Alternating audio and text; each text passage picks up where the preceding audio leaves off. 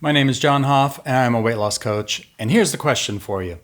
When you're first trying to lose weight, should you eat more whole foods? Should you change your diet? So if you're eating a certain way right now, so maybe you're eating fast food, maybe you're having pasta, maybe you're having fried chicken, okay?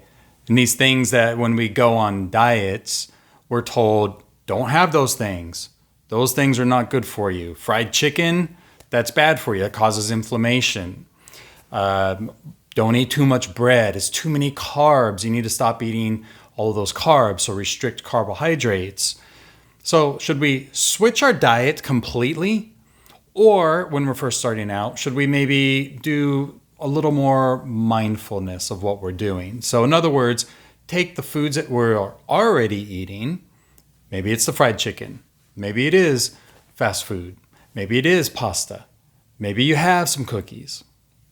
Take what you're already doing there and learn how to eat a proper amount of that food so that you lose weight.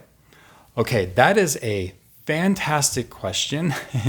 And the answer really is going to be, it kind of depends, because it depends on you. It depends on what you can do.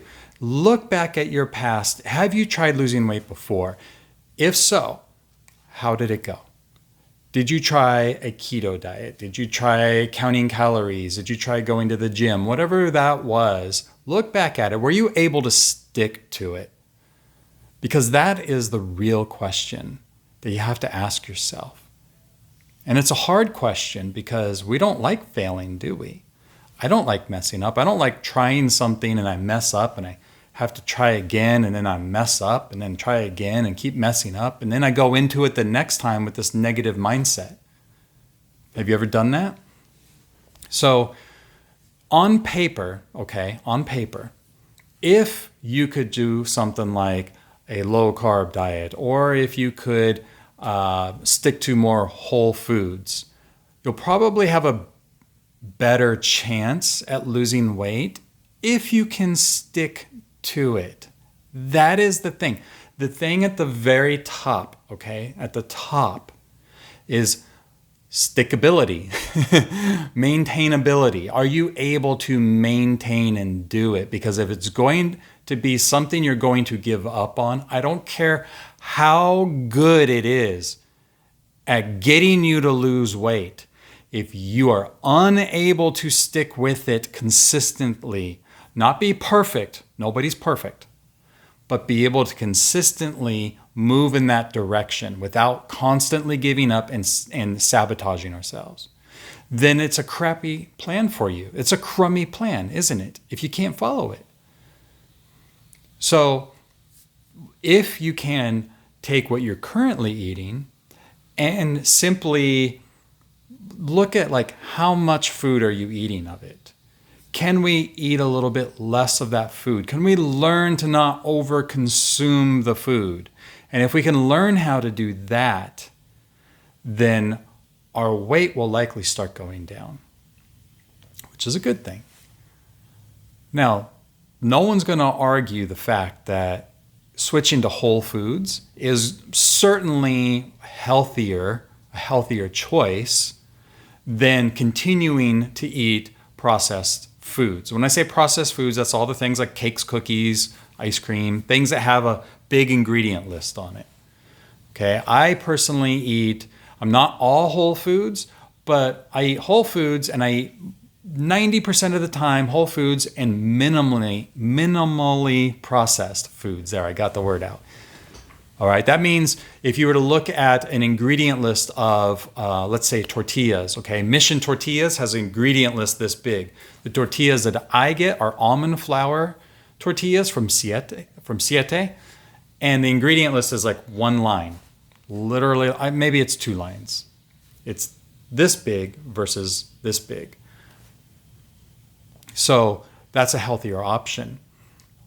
My job as a coach is to help people to make the right decision for themselves. It is not to give people a meal plan that works for that person over there, and I say, oh, it works for them, I'm going to give it to you. Now you follow it.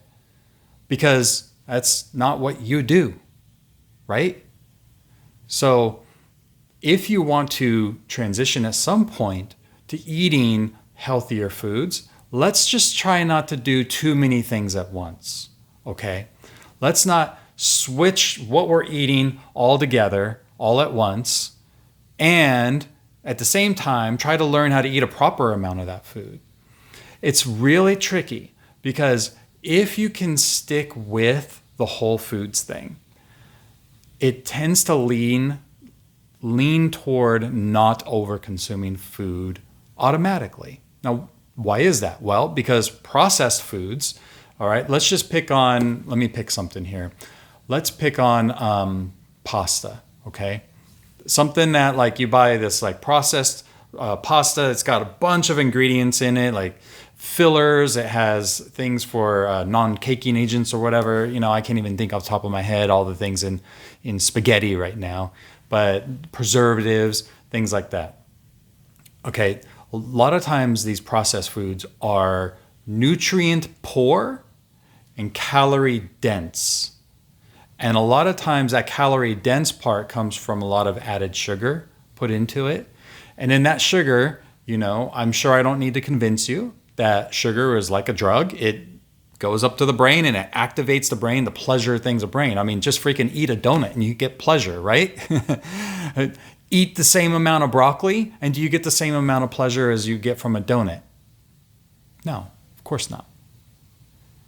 The reason is those ingredients in that processed foods that these manufacturers are making, okay, they're processing it in a plant, they're making it, they are designing it with the intention of you over-consuming it, with the intention of you loving it so much you can't put it down and you need to go buy another bag of chips. You need to go buy another thing of pasta. You need to go buy more cookies. They're not doing that in broccoli. They're not doing that in apples.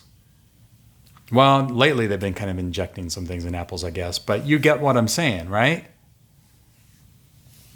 It's different. So the processed foods leads us to over-consuming because it is nutrient poor, very calorie dense, a lot of sugars in it, a lot of reward system activating in our brain. These manufacturers know what they're doing. That being said, you still have this thing up here. And you can still say, if you want to eat those foods and you like those foods, my brother gets an Egg McMuffin from McDonald's every morning, all right? And he's slightly overweight, not a lot. So it's not necessary to eat only whole foods, right? But how much of it you eat is something that you have to monitor.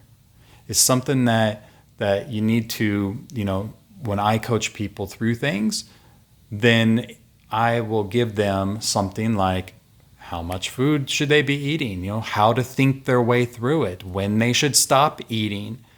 And you develop habits and routines. And the great thing is these habits and routines, when they get put into place in our head, in the back of our head, okay, everything becomes easier, even if you're eating these processed foods.